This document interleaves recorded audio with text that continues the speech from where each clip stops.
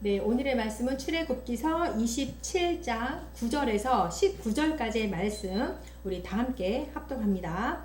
너는 성막의 뜰을 만들지니 남쪽을 향하여 뜰 남쪽에 너비가 100규빗의 세마포 휘장을 쳐서 그 한쪽을 당하게 할지니 그 기둥이 스물이며 그 받침 스물은 노스로 하고 그 기둥의 갈고리와 가름대는 은으로 할지며 그 북쪽에도 너비가 100규빗의 포장을 치되 그 기둥이 스물이며 그 기둥의 받침 스물은 노스로 하고 그 기둥의 갈고리와 가름대는 은으로 할지며 뜰의 옆 곧 서쪽에 너비 50규빗의 포장을 치되 그 기둥이 열이요 받침이 열이며 동쪽을 향하여 뜰 동쪽의 너비도 50규빗이 될지며 문 이쪽을 위하여 포장이 15규빗이며 그 기둥이 셋이요 받침이 셋이요 문 저쪽을 위하여도 포장이 15규빗이며 그 기둥이 셋이요 받침이 셋이며 뜰 문을 위하여는 청색, 자색, 홍색 실과 가늘게 꼰 배실로 수노와 짠 20규빗의 휘장이 있게 할지니 그 기둥이 넷이요 받침이 넷이며 뜰 주위 모든 기둥의 가름대와 갈고리는 은이요 그 받침은 노시며 뜰의 길이는 100규빗이요 너비는 50규빗이요 세마포 휘장의 높이는 5규빗이요 그 받침은 노시며 성막에서 쓰는 모든 기구와 그 말뚝과 뜰의 포장 말뚝을 다 노스로 할지니라. 아멘. 네. 지난 시간에는 이제 번제단에 대해서 우리가 좀 알아봤는데요. 이번에는 성막의 뜰에 대해서 살펴보려고 합니다. 대부분 규빗 얘기가 나오고, 그죠? 그 크기, 재료 이런 것들이 나오죠. 네. 오늘은 그 성막의 뜰의 크기와 재료들은 어떤 것들이 있었는지, 그 기둥과 문 이런 것들은 어떻게 만들었는지를 우리가 살펴보기를 원합니다.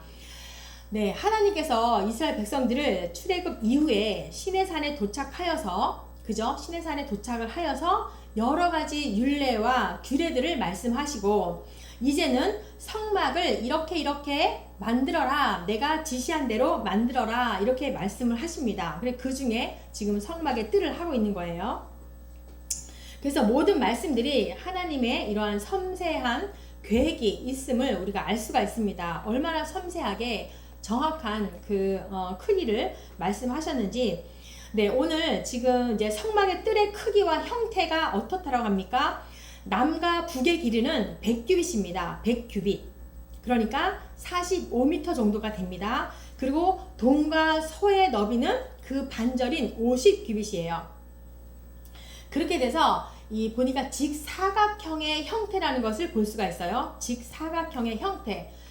그 전체적인 거를 보면은, 성막의 전체 그림을 보면은 정사각형 두 개를 붙여 놓은 것 같은 그 사이즈예요. 그 직사각형이거든요. 그러니까 서쪽 부분에는 언약궤가 있잖아요. 그러니까 서쪽 부분에 그 정중앙에는 언약궤가 있는 지성소가 있고, 동쪽 쪽 부분에 있는 그쪽의 정중앙에는 번제단이 있는 거예요. 그것도 기억하시면 좋을 것 같습니다. 그래서 하나님은 백성들에게 먼저 언약의 말씀을 먼저 주십니다. 그래서 그 언약을 먼저 주시고 백성들이 믿고 회개의 헌신을 할 때에 우리는 하나님께 나아갈 수가 있는 것입니다. 그러니까 믿음이 먼저가 아니라 하나님의 언약의 말씀이 먼저라는 그런 뜻인 거죠. 그런데 그래서 우리는 언약의 말씀도 사실은 자주 망각하면서 살아갑니다. 처음에 은혜 받을 때는 이스라엘 백성들도 그랬잖아요. 하나님 명령하십시오. 다 준행하겠습니다. 이렇게 말을 하는데 우리도 그렇고 이스라엘 백성들도 그렇고 자주 그 말씀을 망각하며 살아갑니다. 그래서 어땠어요? 언약궤 위에는 뭐가 있었나요? 네, 시은자라는 은혜가 있었습니다. 하나님의 임재, 하나님의 그 나타나심, 그 시은자라는 은혜를 더하여 주셔서 당신의 백성들을 자꾸 하나님 말씀을 잊어버려도 그 은혜를 주셔서 당신의 백성들을 이끌고 가신다는 거죠. 그래서 우리 하나님의 백성들은 그 은혜에 감격하여서 신앙의 모습으로 나아가고 겸손하게 헌신의 자리로 가는 것입니다. 네, 이 성막의 뜰의 사이즈를 보니까 45m라고 하니까 아파트의 한 15층 정도의 사이즈라고 하네요. 그 사이즈 정도, 15층 정도의 사이즈의 폭은 22.5m니까 이것도 마찬가지로 어마어마합니다. 그 사이즈예요. 그래서 이 넓은 공간이 성막 본체를 둘러싸고 있는 거예요. 성소와 지성소를 이것을 둘러싸고 있으면서 그 자체로 하나님의 임재를 보호하는 거대한 방어막이로구나 라는 것을, 그러한 역할을 하고 있다는 것을 우리가 알 수가 있습니다. 그래서 성막 밖에 있는 사람들, 믿지 않는 사람들은 교회의 비밀을 알 수가 없습니다. 그러니까 영적인 비밀을 알려면 하나님의 임재, 지성소까지 들어가야 되는데, 예배와 말씀으로 우리는 하나님을 만날 수가 있는데, 이러한 영적인 비밀을 성막 밖에 있는 세상 사람들은 절대로 볼 수도 없고 넘볼 수도 없고 깨달을 수도 없다라는 그 말씀인 거예요. 그런데 우리는요, 예수 그리스도의 그 십자가의 헌신으로 말미암아서 우리는 하나님의 임재를 맞이할 수 있게 되었습니다. 이러한 것들을 아는 우리는 말씀을 더 가까이 가고 또 기도하면서 하나님과 더욱 적극적인 그러한 대면을 하시기를 바랍니다. 네, 그 다음에 이제 울타리의 재료와 높이를 볼 거예요. 9절 말씀 보니까 너는 성막의 뜰을 만들지니 남쪽을 향하여 뜰 남쪽의 너비가 100규빗의 세마포 휘장. 그러니까 양쪽으로 100규빗의 세마포 휘장으로 쳤다는 거예요. 그러니까 남과 북으로 다 그렇게 한 거죠. 이 세마포라는 것은 가는 배실인데 흰색을 말하고 있어요. 그러니까 이 흰색은 어떤 걸 상징한다고 했습니까? 하나님의 거룩함과 순결함을 상징하고 있다고 했어요. 그러니까 그 광야 속에, 먼지가 풀풀 나는 그 광야 속에 하얀색으로 울타리가 쳐져 있다고 하면은 굉장히 그것만 도드라지게 빛났을 거예요. 우리도 어디 갈 때 보면, 그죠? 정장에 하얀색 난방을 입으면 되게 빛나잖아요. 그거와 마찬가지로 그 먼지가 풀풀 나는 그 광야 속에 이 하얀색 울타리로 이 성막이 되어져 있으니까 굉장히 환하게 빛났을 겁니다. 그리고 높이는요, 5규빗이에요. 5규빗. 그러니까 2.3m니까 우리 성인 남성 표준 키가 지금은 180이라고 하더라고요. 뭐 한 175에서 180 사이래요. 그게 표준 키인데 2.3m니까 그 표준 키도 이 담을 띄어볼 수도 없고 볼 수도 없는 그러한 높이라는 거죠. 그래서 아무나 함부로 이것을 들여볼 수도 없는 구별된 하나님의 공간이다 라는 것을 말해주고 있는 거예요. 이것을 통하여서. 그리고 울타리는 은으로 만든 갈고리, 그리고 가름대, 그리고 기둥머리, 그게 다 은으로 되어 있거든요. 그 다음에 높받침 위에 세워진 그 기둥들이 견고하게 지탱하고 있습니다. 그 울타리를. 은은 어떤 것을 상징한다고 했습니까? 속량, 그리고 구속을 말한다고 했습니다. 그리고 놋은요, 심판과 고난을 말하고 있어요. 그러니까 이 은과 놋의 이 재료의 조합을 보면은 구별된 공간으로 들어오는 데 있어서 필요한 대가와 그 과정 속에서 경험하는 하나님께서 구원하시고자 하시는 사랑의 속성과 우리를 위한 예수님의 헌신을 알 수가 있습니다. 이 은과 놋을 바라보면서 알 수가 있는 거예요. 그 다음에 성막들의 출입구를 살펴보겠어요. 뜰의 출입구는 어느 쪽에 있다고 했어요? 동쪽에 있다고 했죠. 16절 말씀 보니까 뜰 문을 위하여는 청색, 자색, 홍색 실과 가늘게 꼰 배실로 수놓아 짠 20규빗이 휘장이 있게 할지니 그 기둥은 넷이요, 그 받침이 넷이요. 동서의 기둥이 10개잖아요. 10개인데 이 문에는 4개가 들어가는 거예요. 기둥이 4개. 그리고 총 50규빗인데 20규빗이 문이라는 거죠. 이 거대한 울타리에는 동쪽 방향으로 20규빗의 그런 너비의 그런 출입구가 있다라는 거예요. 근데 이 문도 울타리의 그 휘장하고는 다르게 4가지 색깔로 수놓습니다. 청색, 자색, 홍색, 그리고 가늘게 꼰 배실로 그 입구의 출입문에 이런 문을 합니다. 이렇게 네 가지 색깔로 휘장을 만든 것이 어디에 있었어요? 우리가 지난 시간에 살펴보았는데요. 성소에도 그렇게 4가지 색깔, 그리고 지성소 입구에도 4가지 색깔이었고요. 그리고 이 성막 덮개 있었죠? 첫 번째 덮개. 거기에도 이 4가지 색깔로 휘장을 만든 것을 보는데, 여기에서 성막 출입구도 마찬가지로 이 4가지 색깔로 수놓은 휘장을 볼 수가 있습니다. 그래서 청색은 하늘과 하나님의 신성을 상징하고, 자색은 왕권임을 상징하고 있고, 홍색은요 피와 희생, 그래서 예수 그리스도의 보혈을 상징하고 있고, 흰색은 하나님의 거룩함과 순결함을 상징하고 있습니다.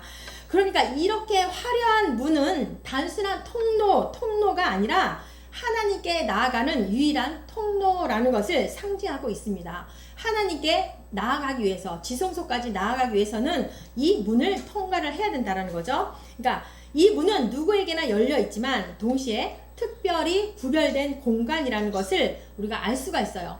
이곳을 지나갈 때는 내 자신이 죄인임을 알고 들어와야 되고, 흠없는 제물로 직접 각을 떠서 번제를 드려야 하고, 그리고 그 번제 타는 것을 바라보면서 내가 속죄함을 받아야 하는 것입니다. 이렇게 이제 성막 그 뜰과 또 울타리와 문하고 이렇게 살펴보았는데요. 이 속에서는 우리가 성막의 모든 전체적인 것은 다 영적인 의미가 있다라고 했습니다. 그죠?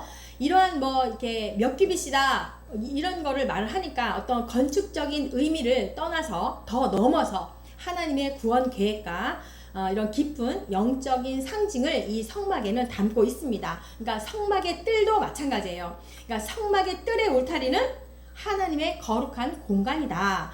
죄로 오염된 세상과 명확히 구별된 경계선이다 라는 것을 알 수가 있어요. 그래서 하나님의 백성들은 이 울타리 안으로 들어올 때만이 안전하게 하나님과 교제할 수 있다. 하나님과 교제할 수 있는 성도들이 되는 것이고, 하나님의 자녀들이 되는 그런 특권을 누릴 수가 있다는 것을 알 수가 있습니다. 그러니까 세상의 혼란과 제약으로부터 분리가 되고, 그리고 하나님의 보호와 임재 가운데 평안을 누리는 상태를 이렇게 상징하고 있습니다. 그러니까 하나님이 이렇게 명확하게 해주셨잖아요. 하나님이 정해주신 이 경계선이야말로 정말 가장 완벽하고 안전하다는 것을 우리가 이 성막의 뜰의 이 모습을 보면서 우리는 알 수가 있습니다. 그 다음에 성막의 뜰에 들어가는 유일한 문이 동쪽에 있습니다. 그러니까 예수님께서 이렇게 말씀하지 않습니까? 나는 양의 문이라, 내가 곧 길이요 진리요 생명이니 나로 말미암지 않고는 아버지께로 올 자가 없느니라. 이렇게 예수님께서 말씀하십니다. 그러니까 이 말씀은 성막의 뜰의 문이 바로 나이다. 예수 그리스도시다 라고 이렇게 분명히 말씀하고 있는 겁니다. 그래서 성막의 뜰에 문을 통해서 들어가면 가장 먼저 만나는 것이 무엇입니까? 번제단이에요. 그죠? 가장 그 죄를 속죄하는 그 번제단이 바로 우리가 첫 번으로 이렇게 대면을 하는데요. 이것은 그리스도를 통한 구원의 순서를 또 이렇게 명확하게 보여주고 있는 겁니다. 예수님을 통해서 하나님께 나아갈 수 있고, 그분의 희생으로 죄사함을 받은 후에 비로소 우리는 거룩한 교제로 나아갈 수 있다라는 그러한 말씀인 것입니다. 그러니까 더 중요한 것은 언약된 백성만이 부르심을 받아서 예수 그리스도를 통하여서 하나님의 임재 가운데 갈 수 있다라는 그러한 말씀인 것입니다. 그 다음에 또 중요한 것은 하나님께서 이 성막을 만들 지시를 이렇게 하셨잖아요. 그러면 처음부터 성막 뜰부터 만들면 되는데, 하나님께서는 지성소와 성소 그 안에서부터 언약궤부터 만드시면서 점점 나오면서 이제 그 마당 뜰, 성막 뜰을 이렇게 만들게 해주셨습니다. 이렇게 구속 관점에서 바라보게 되면은 하나님께서는 당신의 거룩한 임재와 구원 계획을 내부에서부터 외부로 점진적으로 확장하며 보여주었다라는 것을 우리가 이 성막을 통해서 알 수가 있습니다.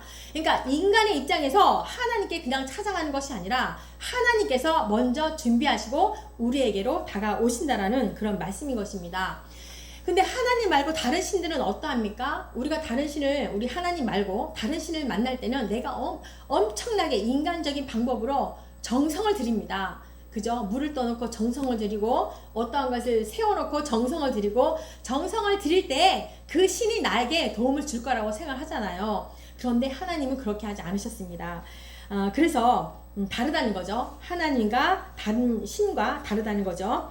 그래서 이렇게 안에서부터 밖으로 나올수록 재료도 어떠해요? 처음에는 지성소는 금이었어요. 그러면서 은, 그리고 놋, 그리고 옷감도 마찬가지로 가장 비싼 것에서 점점 평범한 배실로 변하는 것을 바라보게 될 수가 있습니다. 그래서 하나님의 영광이 성막 안에서 충만하고 바깥으로 나올수록 그 영광이 덜해진다라는 것을 의미하기도 합니다. 그런데 다시 말하면 또 어떠한 겁니까? 하나님께서 가장 거룩하고 값비싼 것들을 통해서 우리에게 접근하신대요.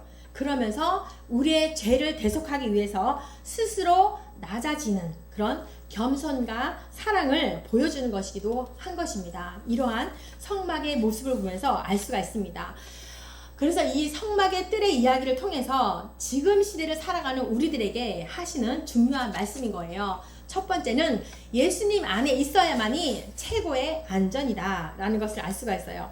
그러니까 성막의 울타리가 내부의 거룩한 공간을 안전하게 지켜주듯이 우리도 마찬가지로 예수님 안에 거할 때 우리는 진정으로 보호와 평안을 경험할 수가 있는 것입니다. 그리고 어떤 거예요? 오직 예수님 말이 유일한 문이다 라는 것을 또 우리가 알 수가 있어요. 성막의 뜰을 들어가기 위해서는 아무 문으로 안 돼요. 오직 한 길, 동쪽에 있는 그 문으로 들어가야만 하는 거예요. 그러니까 하나님께 나아가는 그 길은 오직 예수 그리스도를 통해서만 우리가 갈 수 있다는 것을 알 수가 있습니다.